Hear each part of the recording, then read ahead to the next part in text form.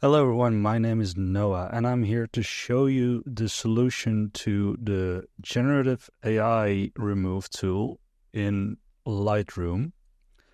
I'm in the Lightroom Classic. I don't know if people have the issue in the other Lightroom version, but as you can see, there is something I want to remove here, and once I apply, it shows me the message Generative remove filmed.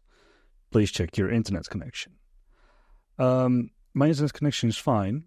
I checked everything, and the only solution Adobe customer service offered me was turn off your firewall, and it worked without my firewall. But I don't want to keep my firewall off at all times, you know.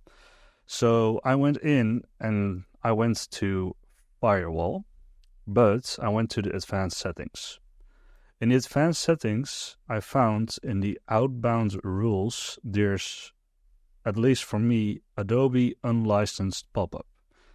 I don't know what it means because I am licensed, but once I went to properties and I went to allow this connection to check, and I went back into Lightroom to remove it with the generative AI, it started generating without the error. So I think for right now, that's the best solution until they maybe update it or something. As you can see, it removed here. Not very well, but that's fine. So yeah, I hope you guys get the solution as well, and I'll see you later.